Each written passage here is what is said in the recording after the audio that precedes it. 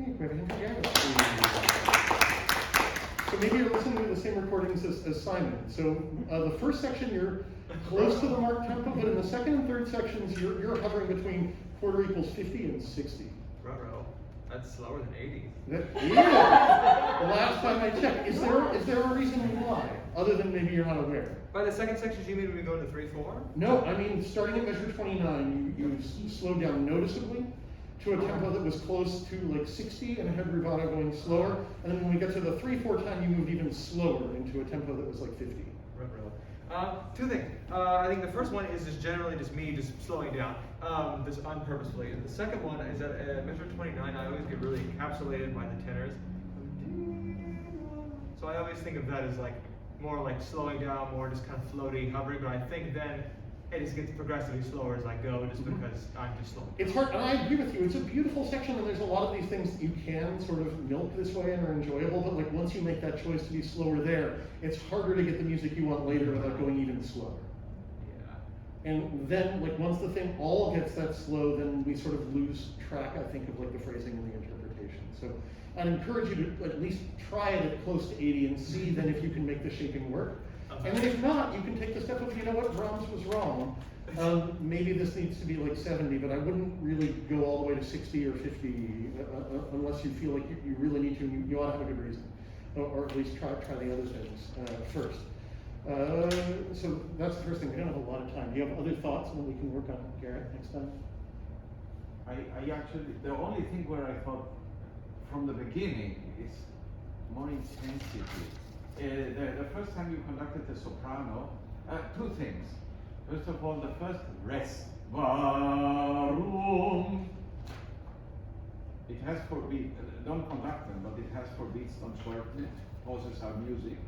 And the first time you conducted the soprano, it was like, oh, okay, good. It's good. It's very clear, but just. Yeah. I do get the sense too that the second section and the third section you had real conviction about what you wanted, and the first section you were just trying to get through it. What does the first section mean to you? What does the German mean, and what do you think Brahms is trying to say? Yeah, well, I was really curious about if I don't think it's like an angry piece. It sounds rather aggressive, but I don't really like that term. I'm curious as to whether I think if the first section is the one that it's more intense, or if the second section is more intense. Well, they're both intense, but they're intense in completely different ways. I guess in my mind, like I don't want to use the word like aggressive, but the one that's a bit more like fiery intensity. And that's I think this time I tried it more or less with the second time around.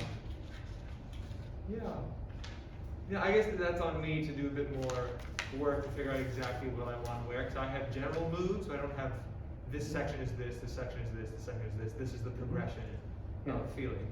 But like, boy, no one needs to write a section as complex as the first page of this music. And so you've got to decide why the heck did Brahms do that, and what is he trying to say about the lyrics? Because sometimes I feel like sad and lonely, and then angry and aggressive. Other times I feel like angry and hurt, and then sad and lonely. Yeah. Sometimes it's just all of it. Brahms was Lutheran, and you went to a Lutheran college and all of that kind of stuff. But I get the sense that he was a very different kind of Lutheran and went to St. Olaf. And you might need to think about that for a little bit, that he reads this text different than you. And this is one of the hardest things I think about being a musician, especially one who's got good literary skills, is we read a text and we come up in our mind with what we think the text means. The problem is we need to be committed to what Brahms thinks the text means. And so it's another question. It's not just like, what does these lyrics mean to me? It's what do I think they meant to Brahms, and like, how did he set them to music? And then if you want, you can go ahead and set them to music differently, so that we can have your version out in the world. But yeah, this is, I mean, like, I think in terms of like where you are as a human, the second and third sections speak more to you as moods you're more comfortable in. And I think you're going to have to step out of your comfort zone and realize that Brahms was probably in a darker place than you for this first section. In general, what do you think is that line between personal interpretation and composer interpretation? I think as we need to be committed to the composer's interpretation. There still isn't one right answer to it. Like there are often many ways you can do a piece that makes sense. I think there's a range of moods that can fit with the first page. I don't think it needs to be angry, although I think it certainly can. But I think it can be desperate, I think it can be sad, it can be tragic, it can be a whole lot of things. But yours was sort of like, I just want to go on to the second section. And I think there's a lot of different moods that fit, and they all need to be 4K moods. And there's a lot of different ones. And I think Brahms wrote flexible enough music in this particular place that there's a lot of ways that fit for the opening. I'm not sure that's the same case in the soft sections. And he didn't give us just 4K, he gave us espressivo and dolce, and he gave us adjectives to fit with those, right? So those ones, there's less room for interpretation. Did that answer your question at all? Yeah, that helps. Yeah, but like it's really clear all the time that like I will read a poem and I think I know what it means, and then I go look at what the composer did and they just don't think the same thing as me. And there's just no way that that's the reading of the poem. And then if you're not committed to the composer's interpretation, you really shouldn't do the piece, because you can't shoehorn your interpretation into it if the music doesn't support it.